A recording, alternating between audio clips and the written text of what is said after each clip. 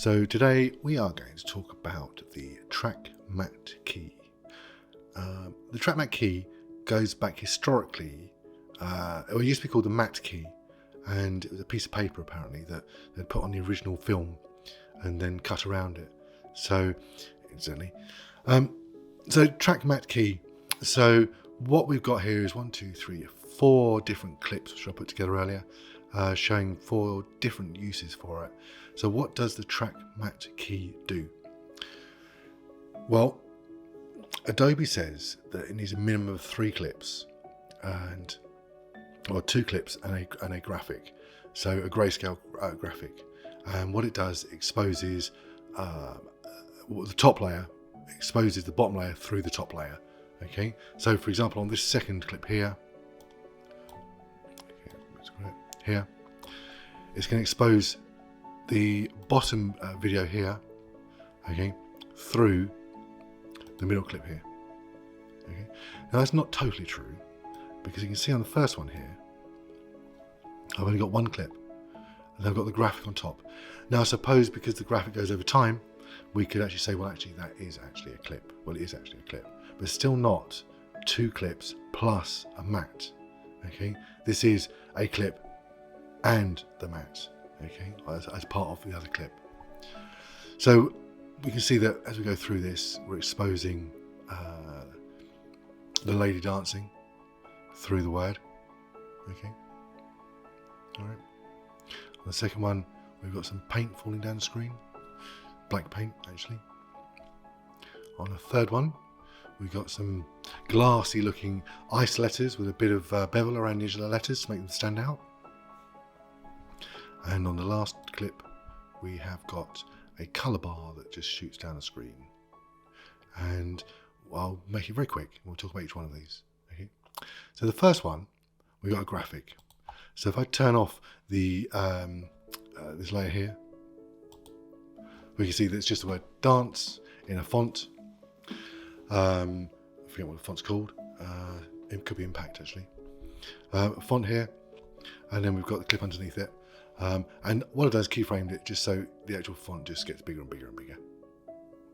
Okay, you can see from the effect controls here that I've got just 2 keyframes. Well, actually, there's millions of keyframes in between the 2 of them, but I've got 2 at the beginning and at the end, and I've smoothed it out slightly over time. So the track matte key is applied to the bottom clip here, and this is just done from effects. And all you do is just type in matte key or matte until you can see the track matte key. Drag it across on top of your film, video clip, okay, and you give them the extra effect at the bottom here, and you can see that the matte, okay, points to video 2, okay, all right. So, and when you say matte alpha, okay, now matte alpha means that we've got see-through text, which is the white. It goes, so it's like punched a hole through itself to expose the video behind it. So the actual graphic with no graphic, nothing in there at all, is just a piece of black, nothing. Okay, so we've got some text written on it. There's basically a word written in white, and we're using that white to say, don't include me when you're into this. So in other words, just look straight through it. Okay, so no other properties here. So I've selected as the matte video 2, which is that text graphic, the text graphic, and then the composite using the matte alpha. Okay. Let's go to the next one quickly. Now this one here uses a slightly different way of doing it. We've got the base video, we've got the middle video, okay, and then we've got the a layer here. Okay, now I'll talk about this one separately. So this is the original clip that plays. We've got another clip we want to expose, and then also we've got this one here. And you'll notice it says Pexels, free creative stuff. So what I've done is this. I went to Pexels and I typed in Luma clips, okay, and what I got was, I'm going to turn off these 2 layers here. I got this nice little video clip here of somebody pouring down some liquid on something. Okay, well, it probably looks like this. It's probably just done in 3D Studio or something. All right, and it just goes through. I'll just zoom in, bit of keyframe at the end there. Okay, but the important thing is I've got a black and white movie clip, or MP4 for this one. Okay, so when I go to the base layer, okay, I'll turn on these two videos here. The base layer remains unchanged for this one, but on the middle clip, I want to use the matte layer to cut through the middle video to expose video 1. Okay, so the track matte key is on V2, video 2. Okay, and if we look here, we go video 3, which has got the Luma MP4 on it. We've got track 2, which is itself with the lady dancing, and track 1, which is what is exposed at the end. Now, if I look at the properties of the matte, I point to video 3. This time I'm using matte Luma.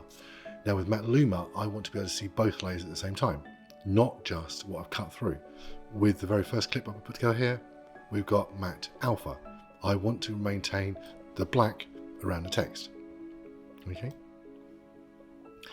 The best way to get your head around this is just to actually try it. Get 3 video clips, but one of the clips needs to be black and white.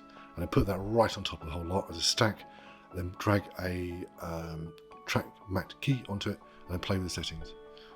Because it can be a bit strange, actually. Right, the next one. Now, there's only a gap here on V2. There's no reason for it. It's just because I just wanted a gap, because it just clear. I can see it clear on the screen. So this here, if I remove the V2 and V1, okay, again, it's the word dance, okay. Now, if I then turn on this video here, I turn off dance, okay, we can see now we've got we have got this thing going on in the background here. I'm trying to do it slowly because it's actually going to move. Okay, so we've actually gone through here. Notice it says alpha on the left, and we go to the turn this one off, turn this one on, and we've got her legs, her feet. Okay, so they're actually the same 2 clips, but what one of them's got is it's been flipped. An effect has been applied to it called flip. Okay, over on the left here in the effects controls, horizontal flip.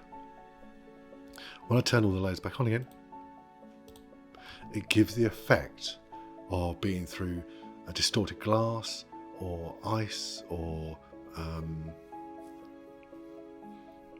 crystal or something like this, which is type of glass anyway.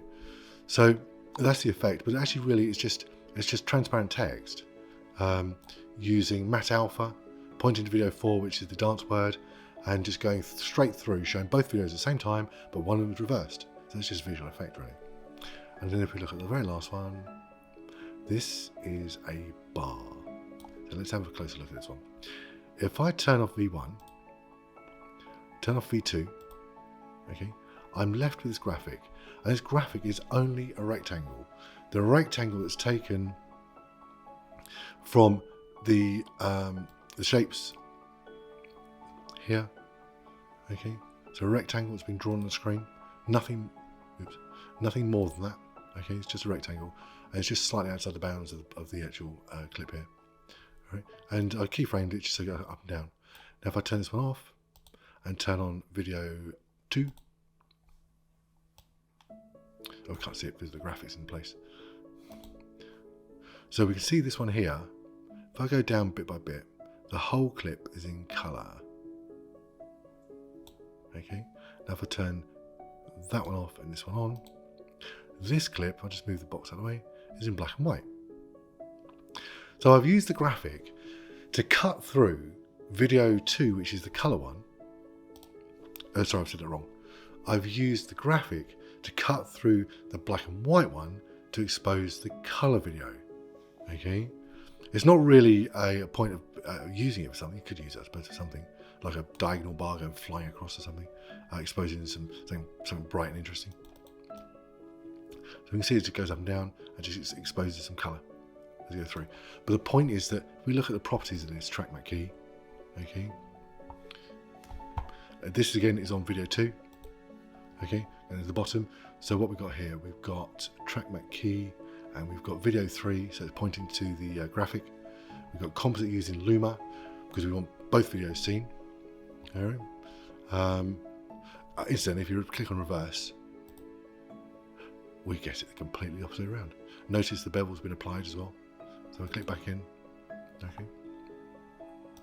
So this is how you would play around with the track matte key. So it's kind of make sure one of your layers is black and white, or grayscale, black and white, and it's on top of another layer. Now, if it doesn't work, be sure that what you've actually created is actually black and white. The second clip here, okay, you can download these Luma clips from Pexels, or I'm not sure if Unsplash do video clips, but if they do, you can search them online for them. And you can add things like dust, or in fact, there's loads. I saw one earlier actually, which was ancient, like an ancient film clip with film, like from the old cinematic 35mm phosphorus stuff, where the lines go down and you got the crackly stuff in the background, and that effect was done as a Luma key. All right, which you can apply onto a video, and then give you that ancient effect. So you can turn your original video into a black and white grayscale, add that effect to it, create a track matte key against it, and take your clip back in time. So be aware that this the actual layer you are going to be using for the actual the matte, that's key. If you get problems with this, look at the matte. Okay. That's about it. If you've got any questions, just leave them below. If you actually want me to build a project for this, just ask, I'll do it. It's not difficult, but I think track matte key would be much better just, I don't know, matte key or something. It's too much of a mouthful. I hope this has been useful. Thank you very much. Bye-bye.